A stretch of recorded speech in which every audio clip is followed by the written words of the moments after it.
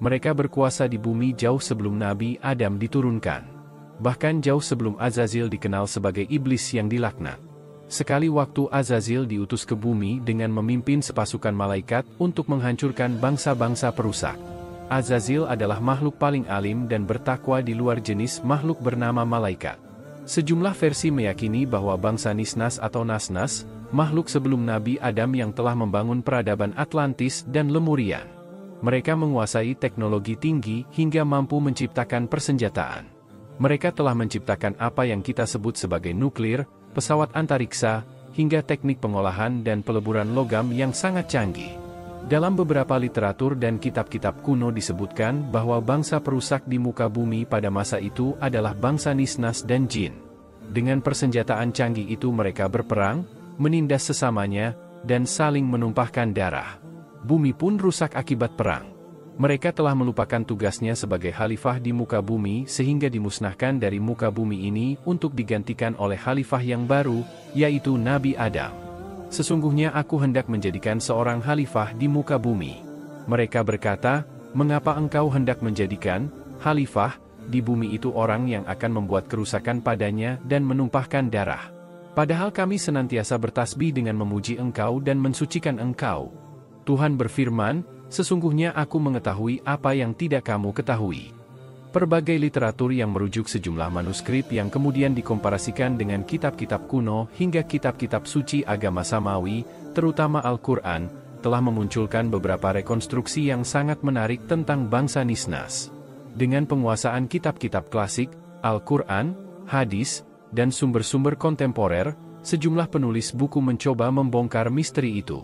Salah satu uraian yang cukup lengkap bisa ditemukan dalam buku berjudul Para Penghuni Bumi Sebelum Manusia, yang ditulis oleh Mukti Ali, diterbitkan penerbit Zahira tahun 2014. Dalam sisi yang agak berbeda, buku Lemurian Atlantis Nusantara, True Back History of Indonesia, disusun dan diterbitkan Santo Saba Piliang pada tahun 2020. Di dalamnya ada uraian tentang lokasi Atlantis yang dipercaya berada di Indonesia pada masa silam.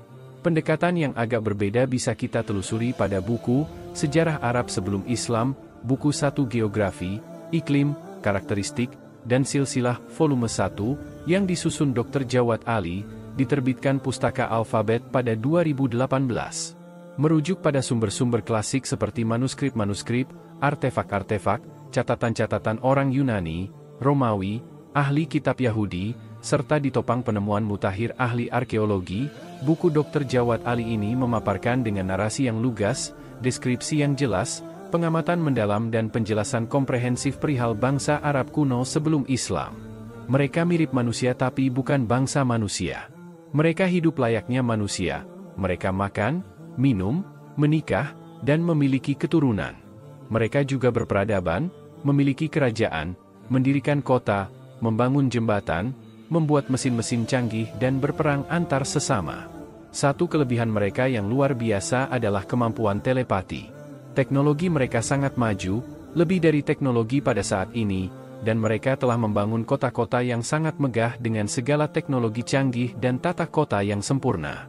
Bangsa Nisnas mempunyai postur yang jauh lebih tinggi dari manusia saat ini. Kuil-kuil dan bangunan yang dibangun oleh mereka begitu besar dan megah. Ras mereka ada yang sangat mirip manusia, namun memiliki sayap. Ada pula yang berbadan manusia berkepala hewan ataupun sebaliknya. Musnahnya bangsa Nisnas melihat kedatangan pasukan langit, makhluk-makhluk itu sangat panik. Mereka dimusnahkan bersama kesombongan mereka terhadap ilmu pengetahuan dan teknologi yang mereka miliki. Mereka dimusnahkan dari planet bumi untuk digantikan oleh khalifah yang baru, yaitu Nabi Adam. Ilmu pengetahuan saat ini menyebut Nabi Adam dan semua keturunannya dengan istilah Homo sapiens. Beberapa catatan menyebutkan bahwa sebagian kecil di antara bangsa Nisnas berhasil menyelamatkan diri. Ada pula yang melarikan diri ke bawah samudra di palung-palung terdalam. Ada yang melarikan diri ke dalam rongga bumi dan membangun peradaban mereka kembali. Bangsa Nisnas dipercaya hidup jauh di utara bumi, dekat kutub utara. Salah satu tempat yang dipercaya menyisakan peninggalan bangsa Nisnas adalah Spetsbergen. Di kota ini banyak terdapat peninggalan dari bangsa yang telah musnah ini, seperti lukisan-lukisan manusia bersayap ataupun makhluk setengah hewan. Muncul teori bahwa pada zaman tersebut makhluk-makhluk setengah hewan memang eksis di bumi. Tak heran di berbagai penjuru dunia kita dapat menemukan berbagai artefak atau lukisan manusia setengah binatang. Orang-orang juga menghubungkannya dengan putri duyung. Dengan sisa-sisa teknologi antariksa yang mereka miliki, mereka menyebar ke planet-planet yang jauh untuk membentuk koloni dan membangun peradaban mereka kembali. Sesekali mereka kembali berkunjung ke bumi dan manusia modern menyebut mereka dengan istilah alien. Pesawat-pesawat antariksa mereka sangat misterius bagi manusia di bumi sehingga disebut sebagai benda terbang tak dikenal atau Unidentified Flying Objects, UFO. Berbagai artefak kuno mengisyaratkan bahwa mereka sudah kerap kali mengunjungi berbagai peradaban kuno di masa lampau. Laporan UFO sightings atau penampakan UFO bahkan berjumlah ratusan dari berbagai penjuru dunia sampai hari ini.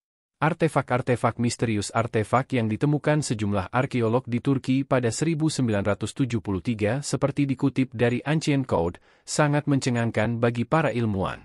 Artefak itu ditemukan di kota Tushpa yang kini bernama Toprakkale. Para arkeolog memperkirakan artefak itu berusia lebih dari 3.000 tahun. Terbuat dari batu mulia berbahan lunak, artefak itu digambarkan seperti patung mirip roket atau pesawat luar angkasa yang jelas terlalu modern di zamannya. Merujuk buku Zecharia Sitchin, The Earth Chronicles Expeditions, benda itu berbentuk kerucut dengan panjang 23 cm, tinggi 9,5 cm, dan lebar 8 cm.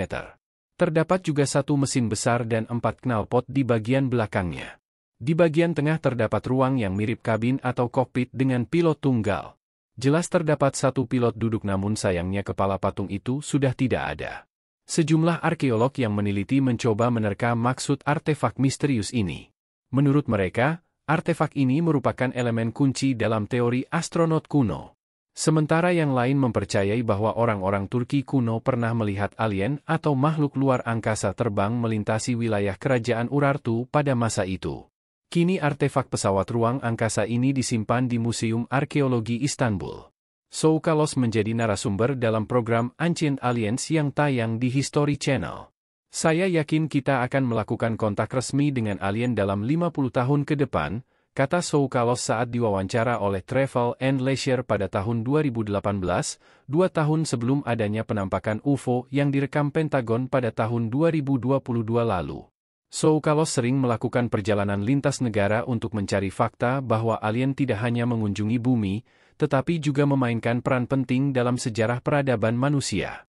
Tempat-tempat itu, katanya, termasuk Mesir, tempat ia dan timnya menjelajahi Saqqara, tanah pemakaman kuno yang luas dan kuno dan lokasi ruang bawah tanah yang disebut Serapeum. Ada ruang bawah tanah raksasa yang menampung sarkofagi besar, yang terbuat dari pualam dan batu garam, jelasnya. Peti-peti itu diperkirakan seberat antara 70 dan 75 ton. Dan tutup peti-peti itu diperkirakan seberat 20 hingga 25 ton. Sekarang, kita harus bertanya-tanya bagaimana peti-peti itu bisa dibuat. Soukalos mencatat bahwa dia tidak menyatakan bahwa alien membangun peti-peti tersebut. Ia justru merasa alien mewariskan pengetahuannya dan memberitahu nenek moyang manusia mengenai cara pembuatannya. Ilmu ini pemberian makhluk luar angkasa, persis seperti yang dikatakan teks-teks Mesir kuno, katanya. Selain Mesir, Soukalos mengatakan kalau ada banyak tempat di dunia yang menjadi penanda kedatangan alien di bumi. Kita memiliki museum arkeologi yang indah dengan koleksi dari seluruh dunia, katanya, merujuk ke tempat-tempat seperti New York City, Chicago, Los Angeles, dan banyak lagi. Dia menyarankan orang-orang yang penasaran dengan alien untuk lebih sering berkunjung ke museum yang ada di negaranya, karena mungkin saja ada pertanda hubungan antara alien dan nenek moyang manusia melalui artefak yang dipajang di sana. Tetapi, jika benar-benar ingin melintasi dunia untuk mencari bukti keberadaan alien, Soukalos mengatakan Mesir dan Peru wajib didatangi. Di Peru, ada garis Nazca, Paracas Candelabra, Cusco dan Machu Picchu, juga Sacsayhuaman, katanya.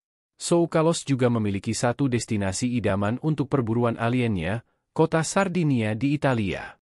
Ia mengatakan, kota itu syarat dengan reruntuhan zaman purba yang menarik untuk diamati, karena menurutnya alien datang ke bumi pada zaman prasejarah. Teori mengenai penampakan alien dan UFO juga ramai di Indonesia, Keberadaan alien dan UFO ditautkan dengan Gua Kontilola di Wamena, Papua, dan Candi Borobudur di Magelang, Jawa Tengah. Pertanyaan besarnya, benarkah mereka adalah sisa-sisa bangsa Nisnas yang kembali berkunjung ke bumi?